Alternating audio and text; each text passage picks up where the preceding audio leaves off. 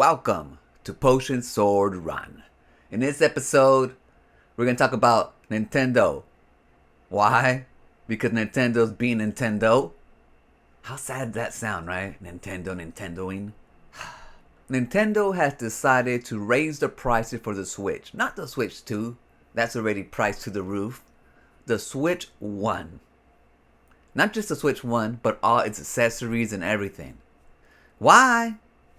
Supposedly because of tariffs, Vietnam 15%, China 15%, and another country 15%, and that's where they manufacture the Switch.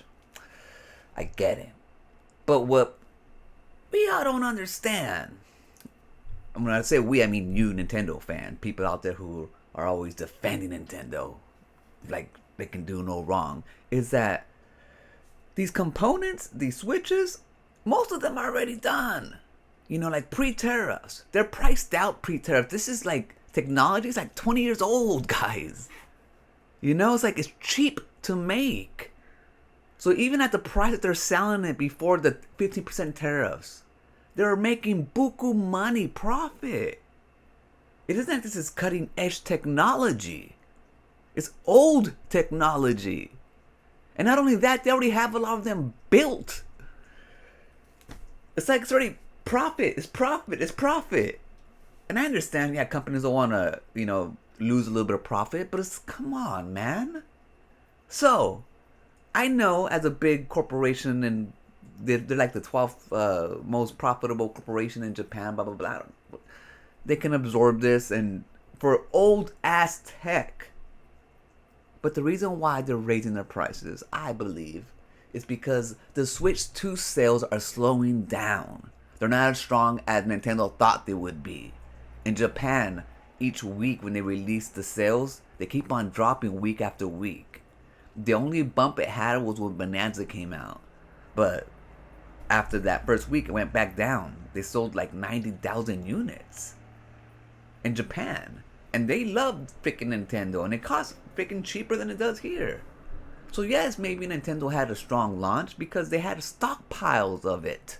And everybody, and their mother wants a new console. Well, almost everybody. Some of us people saw it for what it was, for what it is. So initially, people are excited. They want to buy it. They get FOMO. A lot of people got FOMO. And they buy it. So I have no doubt, though, that if PlayStation did the same thing with the PlayStation 5 and had all these consoles available because they've been hoarding them for so long because they've been using old tech, that it would sell out even faster than the Switch did. Because for a long time, like a year, nobody could get PlayStation 5s. Once it came out online, like the store had it, boom, everybody would sell out in seconds. Scalpers were making buku money for months and months off the PlayStation. But now, a couple months after the Switch 2, you can just buy them online right now. I can go reserve one at Best Buy and go pick it up if I want right now. Walmart, Target, they all have them. It takes days for them to sell out during the stores. It isn't like the PlayStation 5 or the Xbox Series X when those first came out, because those were actually in demand, short-handed. What Nintendo has been doing is making it up. They held stock back thinking that Bonanza was going to be like a new launch, like a brand new launch, and sell 5 million units again. You don't think they would be touting the numbers if they're so great? The numbers are coming out soon. Now, I expect them to be good. I'm not saying that they didn't. People who wanted it, got it. People who had FOMO, bought it. And maybe a few casuals did too. But if gamers like me out here are looking at it and saying, nah, I'm going to pass, I'm going to wait, you think like regular people out there are going to go and buy it up just because? So, it'll sell great at first, but the that's not how you judge it. You judge it by its longevity. Is it going to keep on selling? And by the looks of what's coming out from Japan, it don't look like it's going to be selling that well. And then you look at the games that they're presenting. Come on. So what they're doing is they're raising the price for the Switch, one, so that when the consumer goes to buy a Switch or something for Christmas or whatever they're going to be buying, they have a choice. Do they want to pay $50 more and get a Switch 2 or get a Switch 1 for $400? The choice is easy, obviously, right? Get the Switch 2, $50 more, $100 more, but yet it's the newest system. It's a Switch 1 Pro, so it's worth $100 more. But the Switch 1 is not worth $400. Therefore, the Switch 2 is not worth $500. The Switch 1 should be $200 right now, man. And especially because it's like old technology. The Switch 2 is old technology. The Switch 1 is ancient technology. With components that they got on the cheap that is already all like manufacturer lined up, ready to go. Like, it cost them like pennies on the dollar, to this point. Especially like the Lite. The Switch Lite. It's even cheaper than the Switch 1. Less components. But yeah, it seems like desperation to me. Because the sales are not as strong as Nintendo thought they would for the Switch 2. They're raising the prices on its main competitor, the Switch 1.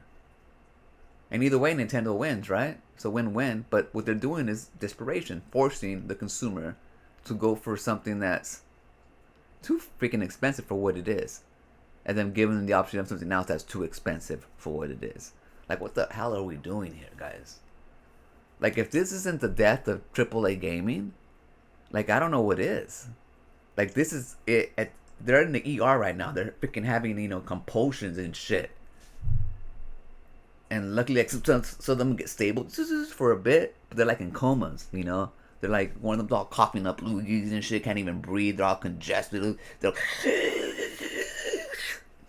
it's a death rattle. PlayStation lost its way with live service games.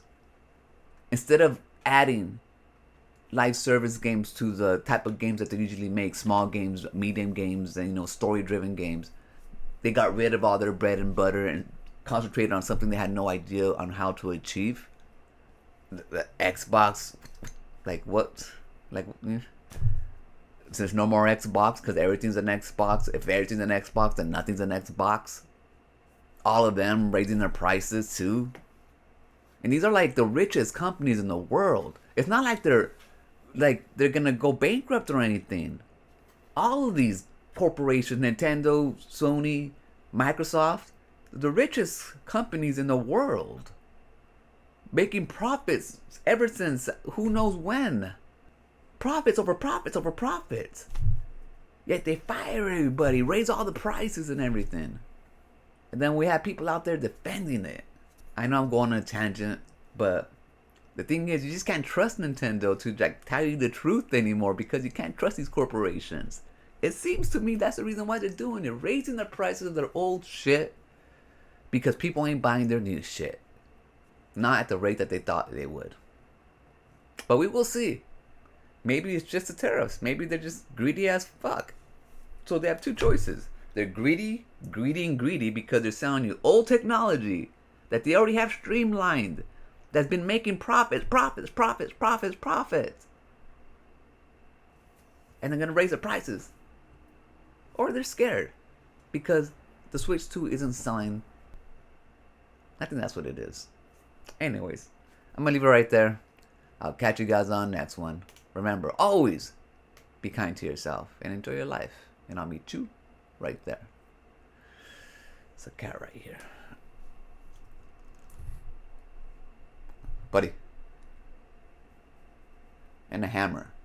You never know who's going to walk into your room. You just want to, ping, ping, ping. Oh, The Office. Ping. All right, I'm going to catch you right there. Peace. I'm going to leave it right there. I'm not going to catch you. You're probably heavy. You're going to break me. I'm a slender fella.